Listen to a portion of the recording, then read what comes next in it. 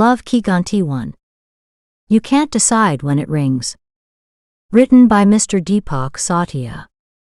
Chapter 50. The Real Thoughts of Fake Friends. Raju took out the mobile phone from his pocket to apologize to Uncle Mathur and saw another missed call from Garikpal. Ever since his phone was repaired, many times the sound of the phone would suddenly go off and then come back on its own. Just because of it, he many times was not aware of receiving the call. Raju was in no mood to talk to his fake friends. That's why he didn't call them back even after seeing their missed calls. He had even parked his friend's bike in his house in his absence. He thought that his friends would understand that he did not want to talk, but they did not. The reality was that they did not want to understand. Raju wanted to go back to the bus stop, but he did not do so. He waited till Babita went to university. After standing there for a while, he came back to the dhaba. Immediately, another employee of the dhaba came there. He placed a glass of water in front of Raju and asked for the order. Bring parantha, came out of Raju's mouth. Curd along with it? The dhaba employee asked. Brother, my stomach is full, will you pack it? Raju asked. Yes, we will definitely do it. How many paranthas? The dhaba employee started asking and kept asking. He did not give Raju a chance to breathe even for a minute. He took Raju's order for 4 paranthas and half a kilo of curd and went inside the dhaba. This incident reminded Raju of his friends. He realized that if he did not talk to them, they would keep contacting him again and again. Man, this episode should also be finished, only then I will be able to move ahead peacefully. Thinking this, Raju called Garikpal back. Raju went home with paranthas. Ma Ji was pleased to see that her son was reducing her afternoon work of preparing lunch. But who eats paranthas in the afternoon? Being happy, Ma Ji asked and Raju couldn't answer. Both mother and son started talking. That day, Raju understood that his family members liked it if they got to eat outside food occasionally.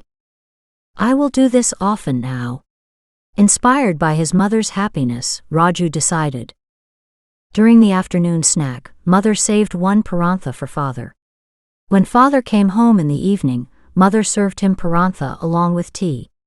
Father was surprised to see parantha with tea in the evening and asked the reason. Mother said proudly that Raju had brought it. What was the need to waste money? This reaction of Pitaji came from outside, but from inside he felt very happy. He felt that his son had taken a step towards becoming mature. When children, while enjoying their lives, start thinking about the happiness of their family members, then it should be understood that mental maturity has started coming in them. Raju understood this while watching secretly from his room. Pitaji was eating parantha with pleasure. His expressions were exactly the opposite of what he said. He did not like his son spending money, but the things brought by him seemed as delicious as nectar. Mother was happy sitting in front and watching father's expressions. What are you looking at? Are you in the mood to dance? Avadesh asked. Hey, your needle is stuck on the dance itself, said Saraj, feeling shy. Raju understood that his parents were in the mood for romance, but due to Raju's presence, his mother was refusing. So he announced from his room that he was going out after half an hour and would be late in returning. Raju thought that his parents would be happy, but his father came to his room worried. Are you going to those useless friends of yours? Pitaji asked. Yes, Pitaji, but I am going to meet them for the last time. I am going to break friendship with her forever. Raju said with so much confidence that father burst out smiling. An hour later, all 3 met on the roof of the gym. Raju realized that he had forgotten to bring with him the 2 bags in which he had kept all the things given by his friends. He was going to return their belongings and say goodbye to their friendship. As usual, liquor, beer and fast food items were lying on the roof of the gym. Raju understood that Garikpal and Ashish were drunk that night too as usual. As shortly as they met, both of them asked about Raju's date. Raju had no intention of telling them the truth, so he kept avoiding his questions. But that was all the two addicts had to talk about. Raju thought that by answering his question, he would put an end to their friendship. Nothing happened. She didn't want me, so we broke up. Raju told the modified truth to his friends in a few words. Hearing this, both of them started laughing. I am telling the truth.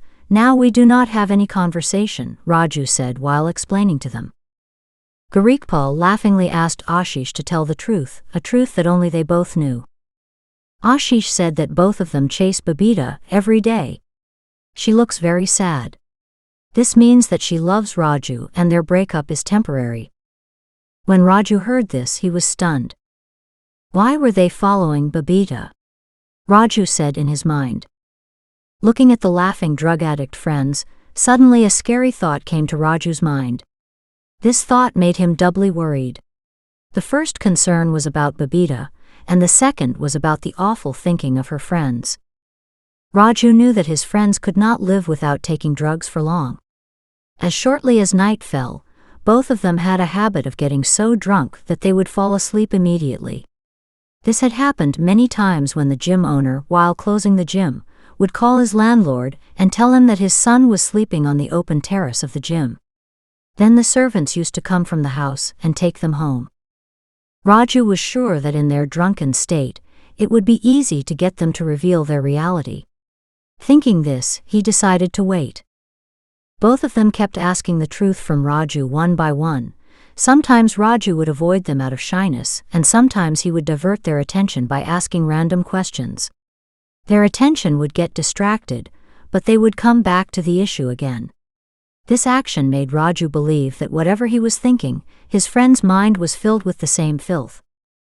Raju kept avoiding their questions while waiting for the right moment, and reluctantly kept eating the fast food kept there, pretending that he was still their friend.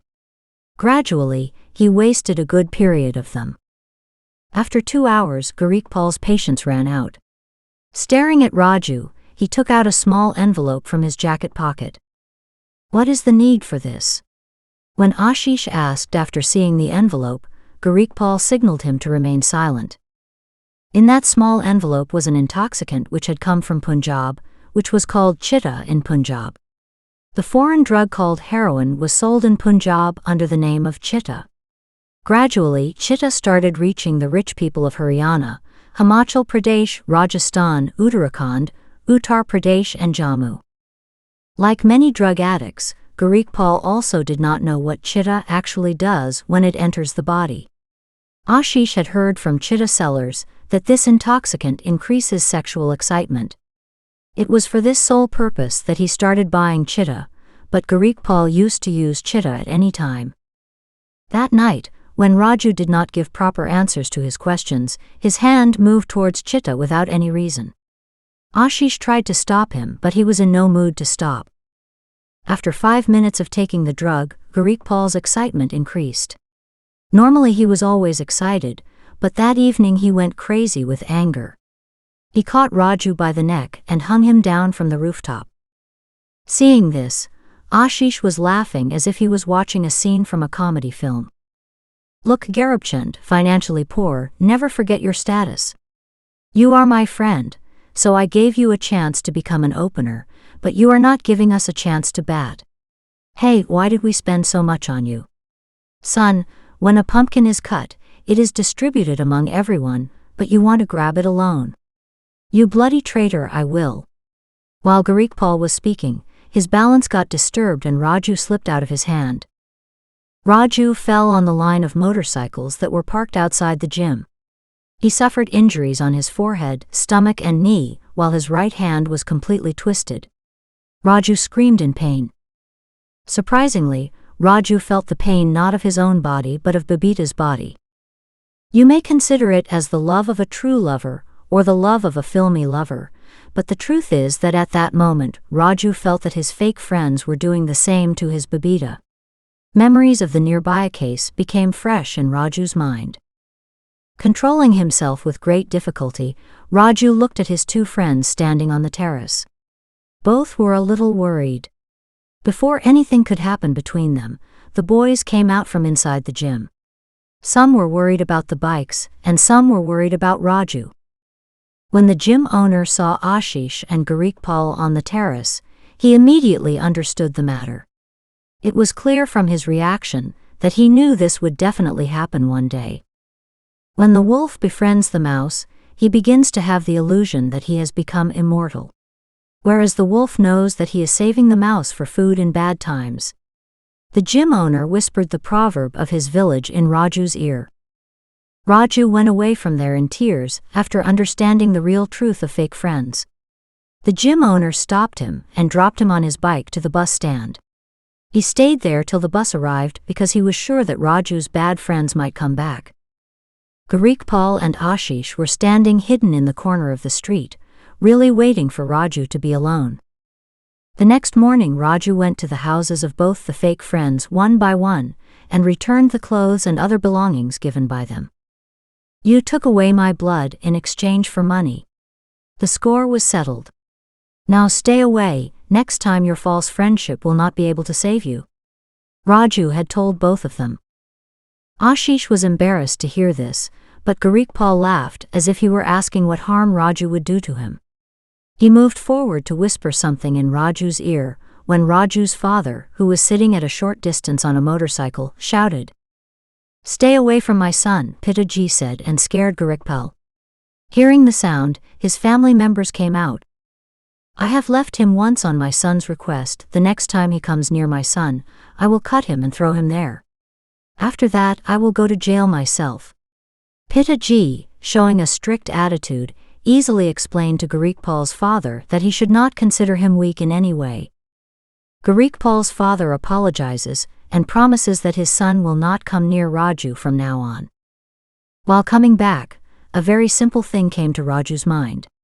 He thought that if he had not saved his fake friends from the biker gang that night, this day would not have happened. But then, how would the truth about fake friends as to be revealed to me? Thinking this, Raju consoled himself.